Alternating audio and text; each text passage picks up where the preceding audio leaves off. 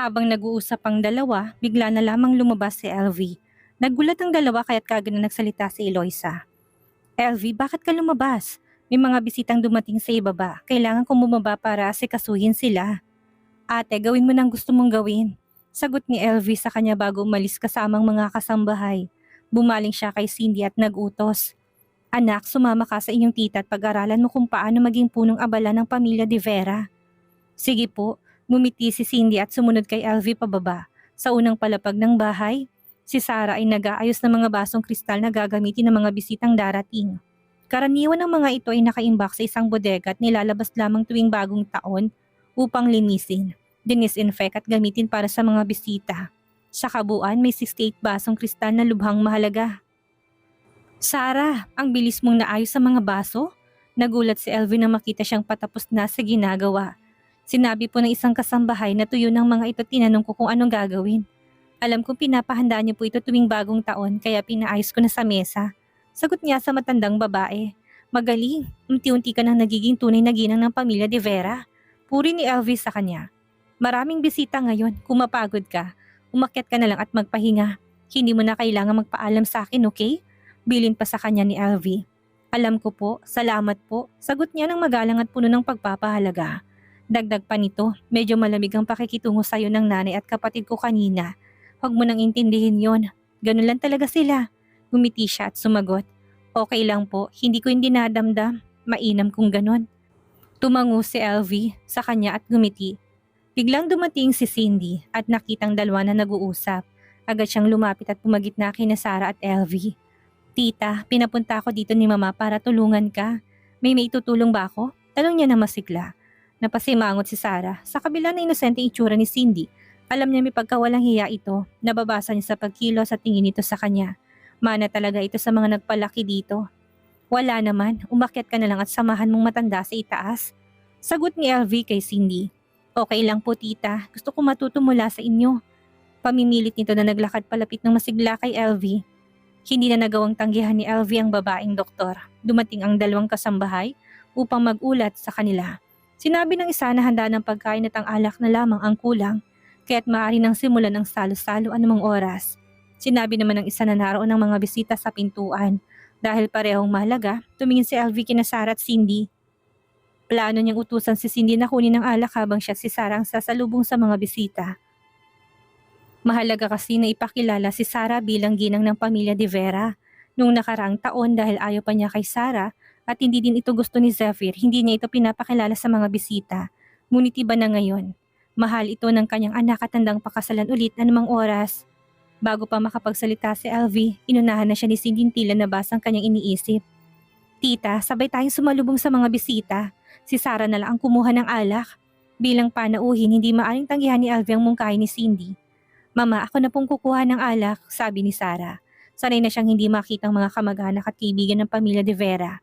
Hindi rin niya yun pinapansin sa nakaraang 2 taon. Pagkatapos magsalita, dumiretso na siya patungo sa lagayan ng alak. Habang kumukuha siya ng alak, ang lagakan ng alak ay nasa underground. Kailangan dumaan sa hardin sa likod at bumaba sa isang lagusan upang makarating doon. Habang naglalakad sa malamig na lagusan, nakita niyang maraming mamahaling alak. Napakong tingin niya sa isang cabinet malapit sa pasukan, kung saan may maliit na kahon. Sa loob ng kahon may 6 na bote ng mamahaling pulang alak na nakatali ng pulang laso. Ito sigurong alak na hinahanap niya. Nung mga nakaraang taon palagi siyang inutusan ng dati niyang biyanan. Nagmagdala ng alak kaya sanay na siya dito. Kinuha niyang 6 na bote ng pulang alak. Mabigat ang mga to kaya humiga siya ng malalim bago nagpatuloy sa paglalakad. Sa likod ng hardin, pagkapasok pa lang niya sa bakuran, narinig niya isang matalim na boses na tila puno ng sindak. Hindi ba ikaw si designer Sarah? Yung taga Rivera? Ang tinig ng babae na ninigurado, lumingon siya at nakita isang babae naka-red rose na suit. Mayabang ang postura. Si Natalie Taylor, ang dating nobya ni Arthur Robles. Bakit nandito siya? Naisip niya kung kasosyo rin sa negosyo ng pamilya de Vera ang pamilya ni Natalie. Habang nagmumuni-muni napansin ni Natalie ang kanyang pananahimik at hindi ito natuwa, tinaas itong kilay at nagtanong. Bakit ka nandito? Ngumiti ng malamig si Sarah sa babae. Kung sabihin kong asawa ko ni Zephyr, maniniwala ka ba? Lumaki ang mga mata ni Natalie at tumawa ng may panunuya. Asawa ka ni Zephyr de Vera? Kung totoo yan, ako na ang magiging presidente ng bansang ito. Ayaw nang magpaliwanag ni Sarah sa babaeng ito. Pakiramdam niya, maubusan lang siya ng energy. Bahala ka na kung ayaw mo maniwala. Ngunit dahil mabigat ang mabote ng alak, nagmamadali siyang bumalik sa villa. Hoy, huwag kang umalis. Hindi pa tayo tapos mag-usap. Sinundan siya ni Natalie at hinawakan ng kanyang baraso. Nag-alala si Sarah na baka mabasag ang alak kaya sumimangot siya. Mahal ang alak na ito. Mag-ingat ka. Tinignan siya ni Natalie mula ulo hanggang paa at ngumisi. Part-timer ka lang siguro dito sa pamilya De Vera, ano? Bagong taon pa naman. Hindi maganda ang kita ng studio kaya pumunta ka dito para magtrabaho. Gusto mong sumipsip sa mga mayayaman, ano? Hindi pinansin ni Sarah ang pang-iinsulto nito at malamig na sumagot. Bitawan mo ko. Kung mabasag to, mananagot ka. Napairap ang babae sa kanya. Bakit ako mag-aalala sa ilang bote ng alak? Tignan mong itsura mo. Hindi bagay sa isang ginang ng mayamang pamilyang ginagawa mo. Part-timer ka lang tapos nagmamalaki kang asawa ni Zephyr. Ang kapal naman ng mukha mo. Nainis na talaga siya dito. Ngunit nanatiling kalmado pa rin siya. Natalie, paano ba kita nagarbyado? Bakit ka ba nagagalit sa akin? Wala naman akong ginagawang masama sa'yo. Umismi dito sa kanya. Wala? Yung ginawa mo sa akin nung nagpunta ako sa studio mo para kumuha ng damit. Nakalimutan mo na? Naipaliwanag ko na sa'yo noon. Hindi pwedeng mag-claim ng produkto sa studio kung walang order receipt. Hindi yun laban sa'yo. Patakaran yun ng studio. Wala akong magagawa kung hindi mo yun matatanggap. Tugod niya dito habang unti-unti nangangalay ang kanyang kamay sa kanyang hawak na mabigat na alak. Magagalit ba ako ng dahil lang doon? Tumawa ng bahagya si Natalie na tila hindi makapaniwala sa narinig. Ano pa? Tanong niya, halatang nairita na. Sumimangot ang babae sa kanya dahil inagaw mo sa akin si Arturo. Hinawakan siya nito sa braso. Nabigla si Sarah sa akusasyong ito. Bitawan mo na muna ako. Ibababa ko lang ang alak tapos mag-usap tayo. Masyado na mabigat ang bitbit niyang alak at naramdaman na niya ang panghina sa kanyang mga braso. Bago pa siya bitawan ni Natalie, may narinig silang nasalita sa hindi kalayuan. Anong pinag-usapan niyo sa bruha na yan? Napalingon silang dalawa at nakita si Arturo. Suot ang isang sutlang polo at may malamig na ekspresyong binato sa kanila, partikular na kay Natalie. Magbubukas sana ng bibig si Sarah pero inunahan na naman siya ng babae. Bakit ako naging bruha? Bakit hindi? Matagal na tayong tapos pero inaaway mo pa rin ako. Ano bang ginawa ni Sarah para guluhin mo siya? Nagtatrabaho ang tao dito pero sinasayang mo oras niya sa kaguluhan. Sagot ni Arturong puno ng paninisi at pagkayamot. Nagtatrabaho? Tahimik na napaisip si Sarah. Bakit iniisip ng lahat na nagtatrabaho siya dito sa pamilya De Vera? Mukha ba talaga siyang mahirap? Nang sumingit muli si Natalie, ang tono nito ay puno ng galit. Gusto ko lang malaman kung anong relasyon niyo. Tumaas ang kilay ng lalaki sa sagot na yon. Anong pakialam mo? Anong connection nito sa'yo? Pagkatapos lumapit to kay Sarah at kinuha ang mga bote ng alak mula sa kanya. Tara na, wag mo nang patulan ng bruhang yan. Mabigat yung mga dala mo, ako na magdadala. Hindi na, kaya ko na. Mabilis na tumanggi si Sarah. Nagpipilit na siyang bumalik sa bila, bitbit ang alak. Ngunit kinuha ni Arturong pulang alak mula sa kanyang kamay nang walang paliwanag. Tumanggi siya ng bitawan ito at nagsimula siyang maghilahan. Masakit ang mata ni Natalie sa kanyang nakikita. Parang magsyota ang mga ito na may pinagtatalunan.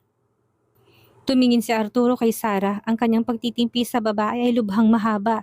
Hinayaan niya lang itong makipag-agawan sa kanya. Si Natalie naman sa kabilang panig ay nasasaktan sa nakikita. Kaya nagmamadali siyang tumakbo at hinawi ang alak na pinag-agawan nilang dalawa. Nalaglag ang 6 na alak at sabay-sabay nabasag ang mga bote. Sa huli, nasayang ang mga red wine. Lahat ng 6 na bote nahulog sa sahig na may bang. Walang isa man ang nakaligtas. Nabigla si Sarah at tumingin siya kay Natalie. Pinagalitan ni Arturong babae. Sira ka ba? Bakit mo tinabig ang mga alak na hawak namin? Ako pang sira ngayon. Pag nakikita mong babaeng to, parang nagpaturo ka ng pampamanhid. Hindi ka na makakalakad.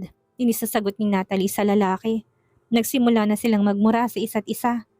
Nagpalitan ng masasakit na salita. Si Sarah ay nakatayo sa gilid, tinitignan ang red wine sa sahig. Ang kulay ma-violet na likido ay kumakalat. Paano kaya to lilinisin? Yun ang mas naisip niya kesa makinig sa dalawang ito na wala naman siyang kinalaman sa pinag-uusapan. Medyo naguguluhan na siya, patuloy pa rin ang pagtatalo ng 2 tao sa hardin. Sinabi ni Natalie kay Arturo, sino bang nagutos sa'yo na tulungan mong babaeng yan? Sige sabihin mo muli na siya isang mangkukulam. Iritang utos ni Arturo dito. Sasabihin ko ulit, mangkukulam siya. Inalis ni Natalie ang kanyang mga kamay sa kanyang bewang. at tinangkang hablutin si Sarah upang saktan.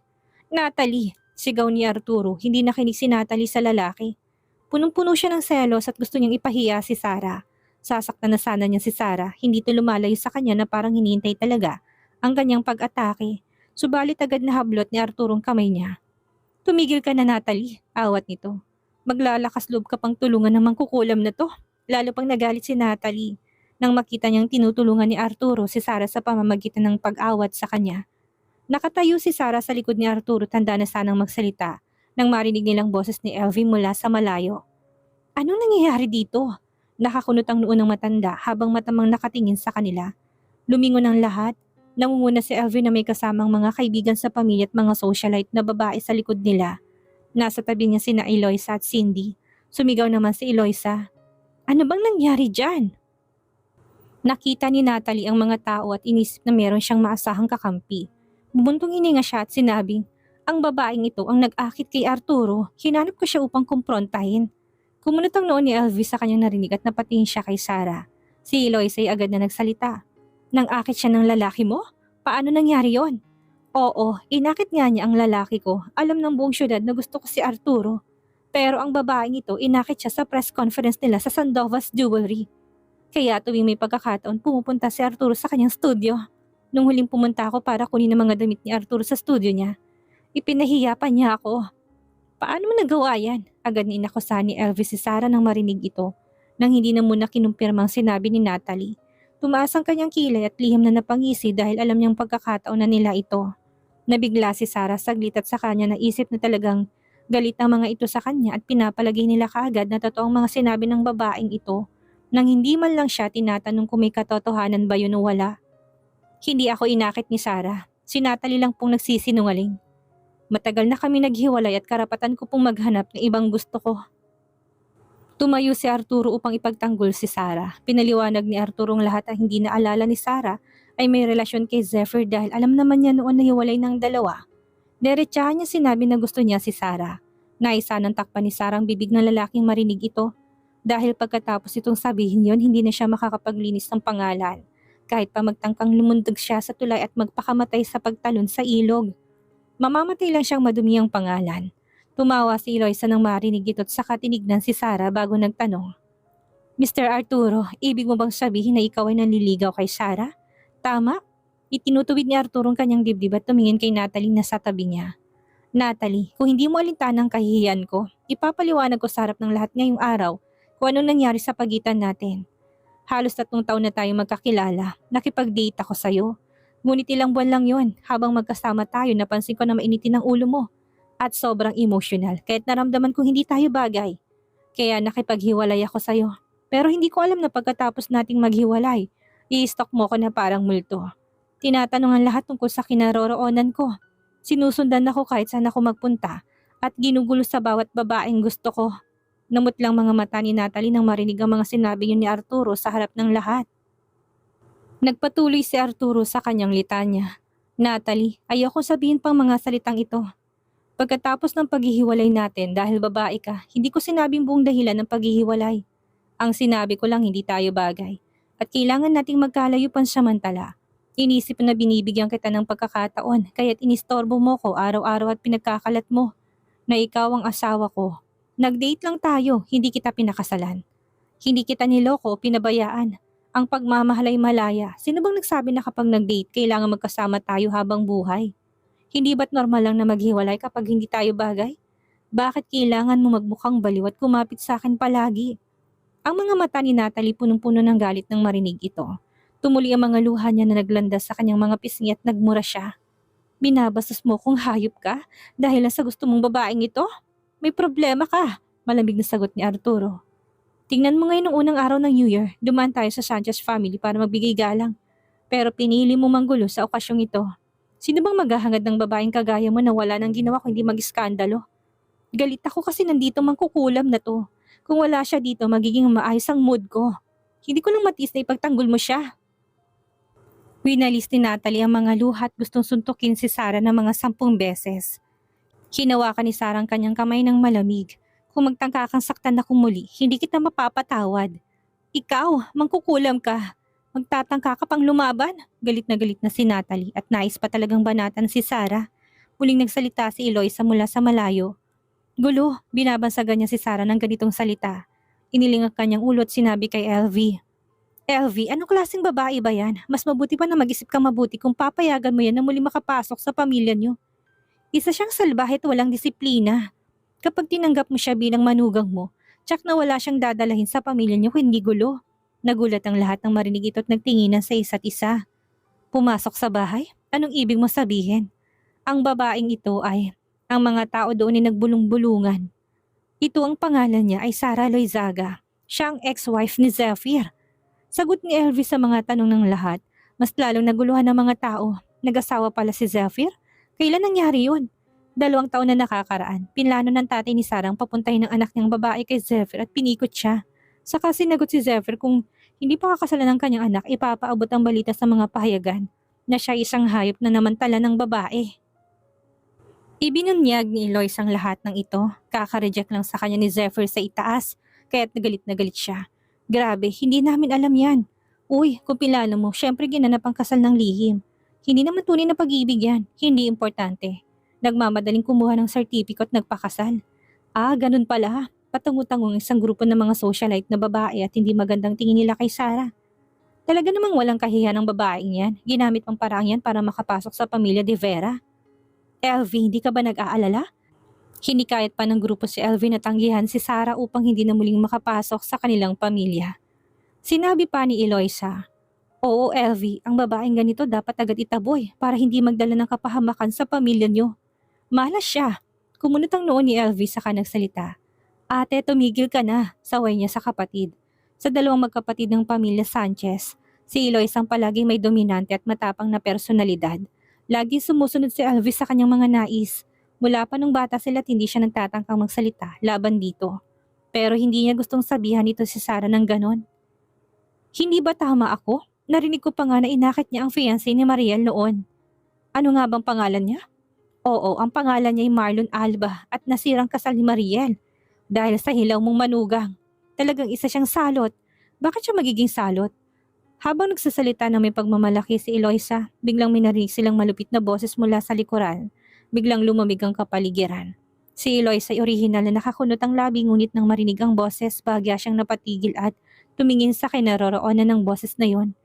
Si Zephyr yon, nakaupo siya sa isang wheelchair. Tinutulak ni Mr. Jomar, nakasuot ng madilim na itim na suit at may mukha siyang gwapo na walang pinapakitang emosyon. Ang aura nito ay parang sa isang freezer, napakalamig. Bumilis ang tibok ng puso ni Cindy na marinig si Zephyr at pagkatapos ay narinig niya sinabi ni Eloisa. Zephyr, dumating ka sa tamang oras. Ang asawa mo ay nangakit ng ibang lalaki at nahuli sa akto ng nobya niya. Kaya ayan, nagkagulo sila. Tumingin si Zephyr sa malayo. Si Natalie binubugbog si Sarah at si Sarah naman ay lumaban pabalik. Si Arturo ay tila nabulag sa mga pangyayari. Nang marinig niya si Sarah ay lihim na asawa ni Zephyr, hindi siya makapaniwala.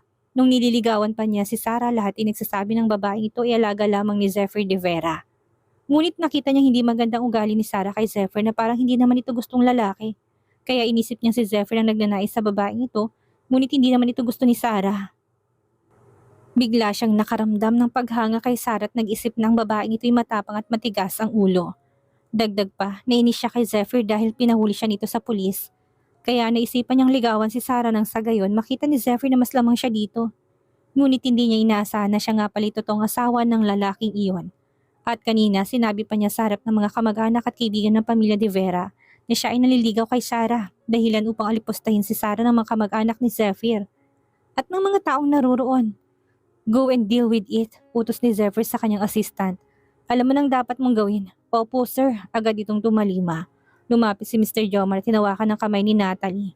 Si Natalie ay labis na nagulat at napatingin sa lalaking humawak sa kanya. Magulong buhok mula sa pagkakatalo. Kakasampa lang sa kanya ni Sarah sa tenga kaya't namamagang kanyang mukha. Galit na galit siya at sumigaw.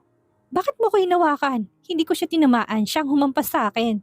Tignan mo mukha ko, namamagang mukha ko dahil sa sampal niya. Pakuwalan mo ko, gusto ko makipaglaban hanggang kamatayan. Tila hindi ka kakwalipikadong labanan si ma'am. Baka mamatay ka. Malamig na sabi ni Mr. Jomar habang inikot ang kamay ni Natalie sa likuran. Ramdam niyang sakit. Ang mukha niya nangalubot na parang ampalaya. Masakit, pakawalan mo ko. Ma'am, ayos lang po ba kayo? Tanong ni Mr. Jomar kay Sarah habang hinawakan ng kamay ni Natalie sa likod. Hindi naman nasaktan si Sarah pero medyo magulong buhok niya. Inayos niya ito at nagsalita ng malalim na boses. Wala akong sugat, maayos naman ako. Nahasa na siya sa loob ng kalahating taon sa bilangguan. Kaya sanay na siya sa ganitong klase ng rambulan. Kahit isang baliw na tulad ni Natalie hindi siya kayang talunin. Ngunit mahirap talagang may kapag-deal sa babae. Pagkatapos na itong itapon agad nung sumugod ulit. Nakakainis na ito kanina pa, kaya pinaliparan niya ng 2 sampal. Halika dito, tawag ni Zephyr sa kanya mula sa malayo. Doon lang napansin ni Sarah na naroon ng lalaki. Habang iniiwasan niya si Natalie kanina, hindi niya napansin ang pagdating nito. Nang makita si Zephyr, inayos niyang kanyang bestida at nilapitan ito. Pagdating niya sa harapan ni Zephyr, napatigil ang lahat ng mga tao. Iniiwasang magbuntong hininga na para bang magagalit si Zephyr kapag may huminga sa kanila. Pagkatapos ng mga sinabi ni Eloisa, parang galit na galit si Zephyr sa asawa niya. Hindi nila inaasahan na paglapit ni Sarah sa lalaki, inabot itong mga kamay niya. Inikot ang mga to't maingat na tiningnan. Nasaktan ka ba? Lahat ng tao ay natigilan. Anong nangyayari? Hindi ba dapat igalit na galit si Zephyr sa nangyaring pang-akit ng asawa niya sa ibang lalaki? Bakit siya pang nagmamalasakit sa babaeng ito? Hindi naman, sagot niya. Sinampal ko siya ng 2 beses. Nang marinig ito, napawi ang pag-alala ni Zephyr. Bahagyang lumiwanag ang ekspresyon niya at nagtanong. Ano nangyari kanina? Pinapunta ako ni Mama sa underground para kumuha ng alak. Nasa kalagitnaan ako ng daan pabalik nang dumating si Natalie at nag-eskandalo. Sinasabing ako isang mang-akit at mangkukulam. Nabasag ang ilang mga bote ng magandang alak. Tinuro niyang basag na bote ng alak sa daan. Tumingin si Zephyr sa kanyang itinuro. Ang mga matay bumagsak sa mga bote ng alak sa lupa at pagkatapos ay tumingin kay Natalie. Ang mga mata niya ay naglalabas ng malamig na ekspresyon. Hawak ni Mr. Jomar ang pulso ni Natalie at nang tumamantingin ni Zephyr sa kanya, hindi niya maiwasang makaramdam ng kilig sa kanyang anit. Tinititigan siya ng pinakagwapong lalaki sa lugar na iyon. Nagsalita si Zephyr ng malalim na boses. Natalie, ang mga bote ng alak na binasag mo yung nagkakahalaga na hindi bababa sa 10 milyon. Bumalik at sabihin sa iyong ama na magbayad ng 3 beses na halaga at magdala ng mga regalo upang humingi ng paumanhin sa aking asawa kung hindi maghaharap tayo sa korte. Nanlumo si Natalie sa kanyang narinig. Hindi nakatiis si Eloise at nagsalita. Zephyr, nagkakamali ka ba? Bakit siya pang magbabayad at mag-apologize? Malupit ng boses ni Zephyr na magsalita. Siya ang nakabasag ng alak ng pamilya namin at nagsira ng kasiyahan sa araw ng bagong taon. Siya ay tuso at magaspang ang ugali. Hindi ba't dapat ang kanyang ama ang humingi ng paumanhin para sa kanya? Pagkatapos magsalita, muling tumingin si Zephyr kay Natalie. At ikaw, kailangan mong lumuhod at humingi ng tawad sa aking asawa upang aminin ang iyong pagkakamali. Kung hindi, kalimutan mo nang tumira sa bansang ito. Kung hindi magsisisi ka. Namutlang mukha ni Natalie sa kanyang narinig. Lahat ng naruroon ay nagulat. Hindi ba't galit si Zephyr sa asawa niya? Bakit niya ito pinoprotektahan ng ganito? Paano masasabing hindi niya ito gusto? Parang pinapahalagahan pa nga ito ng sobra ng lalaki. Nakita ni Alvin na pinagtanggol ni Zephyr si Sarah ng ganito at napangiti siya. Talaga nga nahulog ang anak niya sa babae. Nakikita niya na yun ngayon. Pumasok na tayo sa loob. Anyaya ni Zephyr kay Sarah. Nais na sana umalis ni Sarah kasama si Zephyr ngunit naramdaman ni Eloise ang lamig sa kanyang puso. Tumayo siya at sinabi kay Zephyr. Pamangkin, sandali lang. Baka hindi mo pa alam ang nangyari kanina, tama ba? Lumingon si Zephyr sa kanyang tita. Lumapit si Eloisa kay Sarah at dinuro niya ito. Parang gusto niya magbigay ng hustisya sa nangyari at ipaalam kay Zephyr na hindi ito karapat-dapat upang maging Mrs. De Vera. Ang babaeng ito hindi ganda ang nakikita mo sa panlabas na anyo niya. Kanina, sinabi ni Natalie na sinaktan siya ni Sarah dahil inaagaw ng babaeng itong kanyang minamahal na lalaki. Sinabi ni Natalie na kamakailan lang ay araw-araw pumupunta si Arturo sa kanyang studio. Magkalapit ang dalawa at may malalagkit na tinginan sa loob ng studio. Hindi ko alam kung may mga nangyaring hindi mo alam sa kanilang pribadong buhay. Paninira pa ni Eloisa. Nang marinig to ni Zephyr, medyo kumurot ang kanyang mga mata at tumingin kay Sarah. Totoo ba ito? Hindi. Tumayo si Sarah sa tabi ni Zephyr at natiling kanyang espresyong hindi nagbabago. Noong nakaraan, nag-order si Mr. Arturo ng isang set ng mga damit sa studio ko. At bigla siyang dumating para kunin ang mga to. Sabay turo niya kay Natalie. Sinabi ko na hindi siya maaaring kumuha ng damit nang walang resibo kasi labag yun sa mga patakaran. At nag-iskandalo siya sa studio. Tinanong ako kung nais ko bang magkaproblema. Nagsisinungaling ka. Biglang tumayo si Cindy at nagsabi, pumunta ako sa studio para bumili ng damit nung araw na yun at malinaw ko nakita. Tumigil siya sa pagsasalita. Tila may sasabihin ngunit hindi na ituloy. Talagang binitin niya yun upang magkaroon ng intriga. Lahat ng tao ay tumingin sa kanya. Tinanong siya ng kanyang ina, Cindy, anong nakita mo nung araw na yon? Nagkatubili si Cindy saglit at pagkatapos ay nagsalita ng may kaba. Hindi ko sana sasabihin ng mga bagay na to pero ayoko manatili sa dilim si Zephyr. Nung araw na yun pumunta ako sa studio at nakita ko sina Sarah at Arturo na magkasama sa sample room at magkalapit sila. Si Sarah ay nakaluhod sa harap ni Arturo habang mini-measure ang pantalon niya at tinitingnan siya ni Arturo na may pagmamahal sa mata. Obvious na obvious na. Nahiya siya tinapos na may mga nangyaring landian sa pagitan nilang dalawa.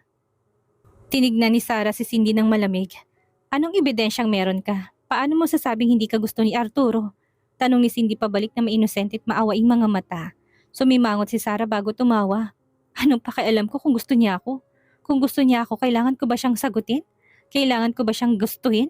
Hindi naman hindi ba? Kung hindi mo siya gusto, bakit mo siya inimbitahan sa sample room para mag-try on ng mga damit? Tanong ulit ni Cindy na pilit pinapaintindi sa lahat na may namamagitan sa kanila ni Arturo. Kinuha ni Cindy ang pagkakataon at nagkunwaring hindi maintindihan ng lahat. Bilang manugang ng pamilya De Vera, kailangan mo bang gawin ang ganitong klase ng business?